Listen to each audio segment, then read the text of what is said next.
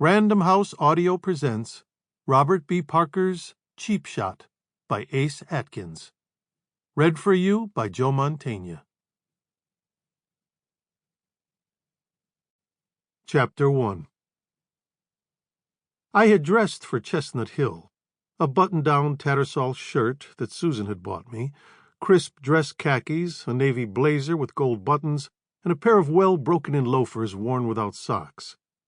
The lack of socks implied a devil-may-care attitude understood by the wealthy, even though the wealthy individual I was calling on today was a 260-pound NFL linebacker with a 20-inch neck named Kinjo Heywood. I'd seen Kinjo toss around quarterbacks like rag dolls and doubted that he'd noticed the missing socks. Kinjo's agent had sent a private car for me. A private car was not needed or requested to find Chestnut Hill, but there were some ground rules that had to be discussed on the ride over. I tried to remain attentive and alert as we turned off Route 9 and made our way up and around on Heath Street. The homes were very old and stately, with lots of brick and ivy. The leaves had started to turn loose on the oak branches overhead. As we drove, it all felt like a ticker-tape parade. "You can't discuss this case with anyone, Mr. Spenser," said Stephen Rosen, Kinjo's agent. He was a beefy guy with thick black hair and dark, humorless eyes. He smelled like a quart of Brute aftershave and was dressed in a pinstriped suit with wide lapels and a purple shirt open at the neck. "Will he sign my bubblegum card?" I said. "You're trying to be funny," Rosen said, making a sour face.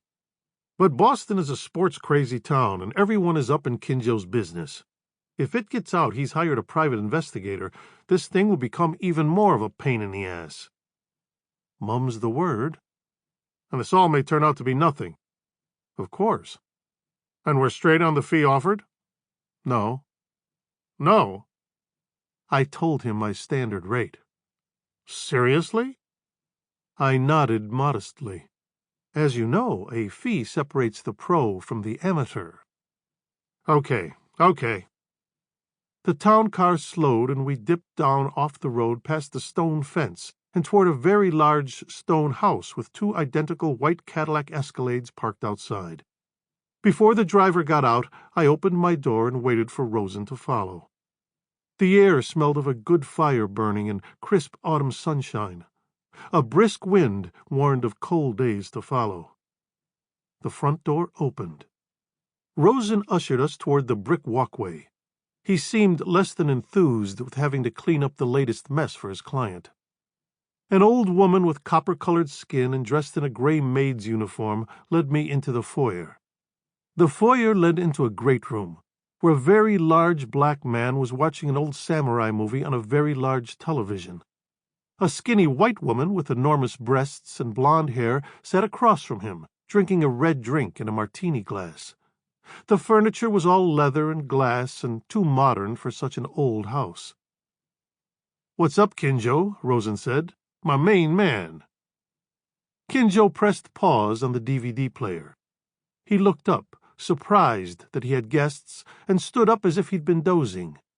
The woman with the large breasts continued to sip her drink. She wore a white tank top with gold embroidery, gold hoop earrings, and blue jeans so tight they might have been applied by Earl Scheib. Kinjo was much larger than me. I wasn't used to meeting anyone larger than me except for Hawk, and Hawk stood only a half-inch taller. Kinjo was made of muscle the way a jaguar is all muscle. He moved with a strong confidence, eyes shifting from me to Rosen to his wife with just a flick. He had a mustache and a goatee and kept his hair in long cornrows. He wore a light blue Adidas tracksuit and no shoes. I'd read that he was 27, a Pro Bowl selection for the last 2 years, and faster than a cheetah. "You the detective?" Kinjo said. "Yep." "You look like a detective. Or a cop." "A cop would have worn socks." I pulled up my pant leg. Kinjo nodded. A frame of the film remained on the large television screen. "Yojimbo." I nodded toward it. "Toshiro Mifune."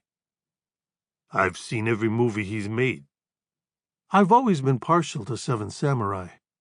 My mother named me after the Emperor of Japan, he said. She found it in an encyclopedia because she wanted me to stand out. That's how I got into these movies in the way of the warrior. Not a lot of black kids in Georgia digging Kurosawa. But you played college in Alabama. Auburn, Kinjo said. Don't ever say I played for the Tide. I smiled. He nodded over his shoulder at the woman with the red drink. That's Crystal, he said. Say hello, Crystal. She said hello. She was slightly tipsy, but did not seem drunk. Her eyes took me in with some humor. Do you carry a gun? She said. I opened my blue blazer and showed the .38 on my hip. She said, Wow. I tilted my head modestly. Rosen seemed impatient with all the small talk. He stood by the housekeeper and pulled an iPhone from his pocket and studied the screen. The maid whispered in his ear. Without looking away from his phone, he said, Teresa wants to know if anyone would like anything to drink. I said coffee would be nice. Kinjo turned off the film and we sat in the little grouping. Crystal finished the red drink. It was 1 p.m. You going to catch these guys? Kinjo said. Sure.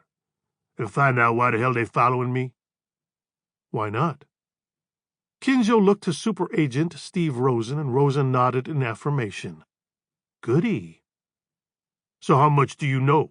Kinjo said.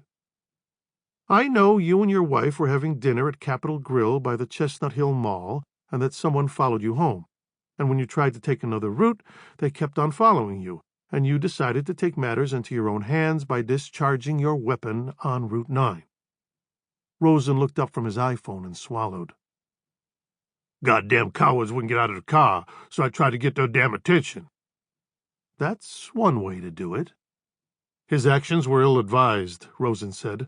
A cop with the Boston police suggested we talk to you. Instead of Mr. Heywood continuing to pursue the matter himself.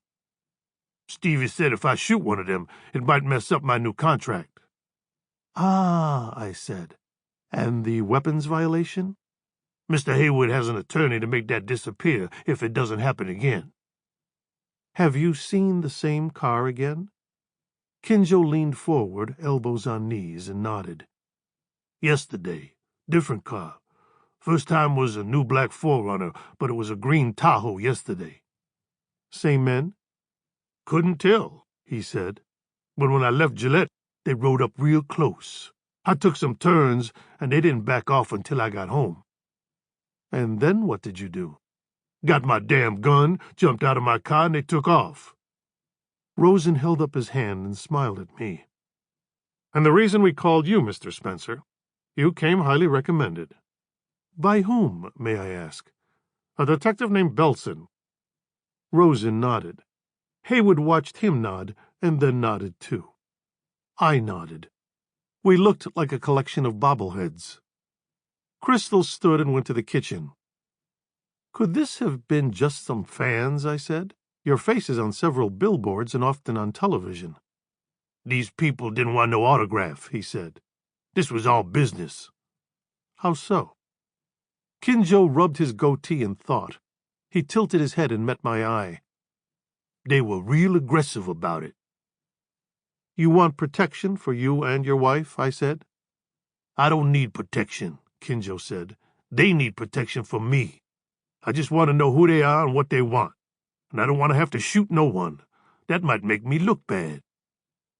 Always the trouble with shooting people. He looked to Rosen again. Rosen was too busy texting someone to notice. Any enemies, anyone who would want to do you harm, people you owe money? Kinjo shook his head. I got lots of both. Plenty of enemies and money.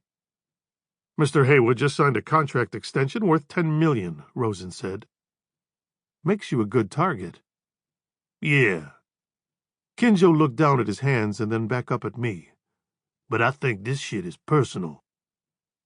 Why would anyone want to hurt you? No one said anything. Rosen unfolded his arms and made way for Teresa, who brought in 2 coffee mugs on a serving tray. Somewhere in the kitchen I heard a martini shaker.